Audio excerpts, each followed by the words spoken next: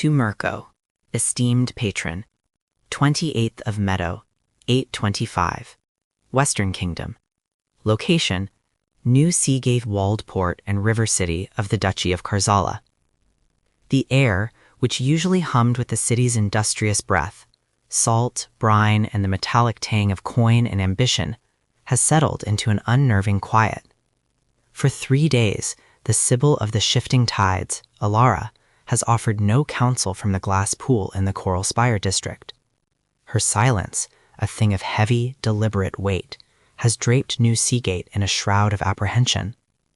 I observed the shift in the guards, those stalwart figures of the spire, their usual arrogant composure frayed at the edges.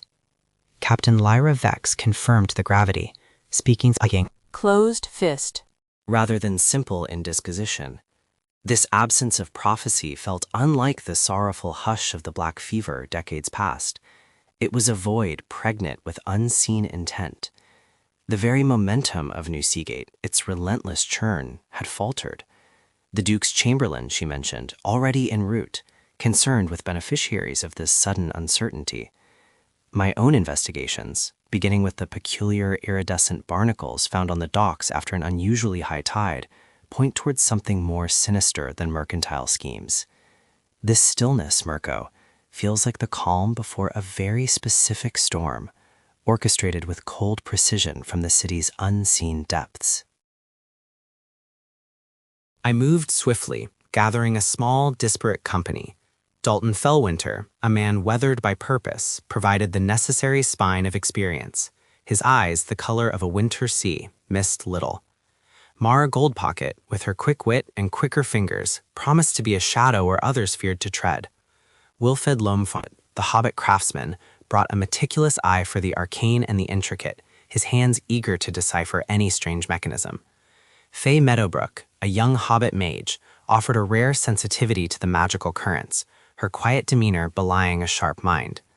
Anya, Sarah, Gemma, Willow, and Leela, the townsfolk, while seemingly ill-suited for such an undertaking, proved invaluable for their local knowledge, their capacity for healing, and their ability to blend. Their presence, a testament to the city's subtle strength, grounded our resolve. The first day saw the late autumn sun, low and yellow, casting long, stark shadows as we navigated the lower docks, the air growing colder, heavier. Each evening, a modest campfire provided a fragile circle of light against the encroaching darkness. The meals, simple fare prepared by Anya and Sarah, tasted of necessity.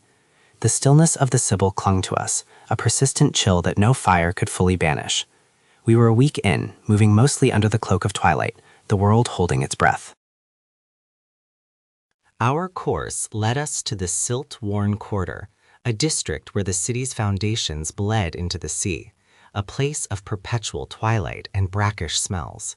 Here, the cobbles were slick with algae, and the structures leaned, as if weary from the ocean's relentless embrace. Mara, a phantom in the narrow alleys, gathered whispers of unusual activity, of hooded figures slipping between the submerged houses, carrying strange bundles. Wilfred, with his journeyman's skill in blacksmithing and keen eye, confirmed the barnacles were indeed alien, their calcified structures resonating with a faint, unnatural hum beneath his touch. Faye, often withdrawn, became keenly alert near certain thresholds, her small hands trembling slightly as she described a sensation of profound magical nullity, a void actively drinking the ambient energies. Dalton, ever pragmatic, marked patrol routes and listened to the rhythm of the tides, noting a peculiar, unnatural surge 3 nights prior, the exact time the Sibyl's pool went silent. Anya and Sarah, their herbalist knowledge surprising, identified traces of rare abyssal flora mixed with the mud, plants known to thrive only in crushing depths. The combined observations painted a stark picture, not simple trade manipulation, but a deliberate, almost surgical silencing of the Sibyl, orchestrated by a force from below. The cult of the drowned eye, a name whispered in the district's darkest corners, began to take form, its silhouette chillingly clear against the backdrop of New Seagate's troubled waters. Our vigil culminated on the 6th night, a crescent moon barely piercing the coastal mist.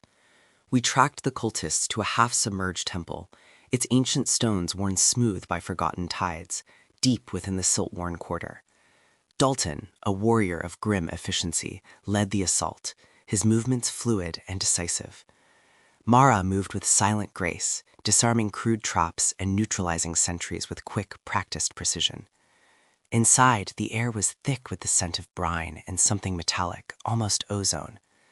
A small, fervent gathering of robed figures chanted before an altar, upon which pulsed a dark crystalline shard, the very source of the magical nullity Faye had sensed. It was a piece of crystallized abyssal pressure, cold and utterly dead to magic. Combat was swift yet brutal. Dalton engaged the larger cultists, his blade a blur, while Wilfred, with surprising nimbleness, navigated the treacherous wet flagstones to reach the altar. Faye unleashed a burst of arcane energy, not against the cultists, but to subtly weaken the artifact's immediate field, creating a momentary ripple. Anya, Sarah, Gemma, Willow, and Lila, positioned at strategic points, offered quiet support, their healing poultices and sharp eyes preventing grievous injury. As Wilfred's stout hammer struck the altar, jarring the abyssal crystal, a wail of frustration escaped the cultists, and the oppressive magical silence in the chamber seemed to momentarily crack, like ice underfoot.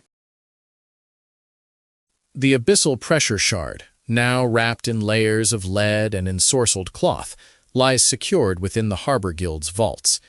Its removal from the submerged temple was immediately felt. We returned to the coral spire under the rising sun of the 8th day. Its light, a promise after the recent gloom, dappled the polished marble. As we approached, a faint shimmer appeared upon the glass pool. Slowly, painstakingly, the Sibyl's sacred waters began to stir, then ripple, then flow with a renewed, if hesitant, energy.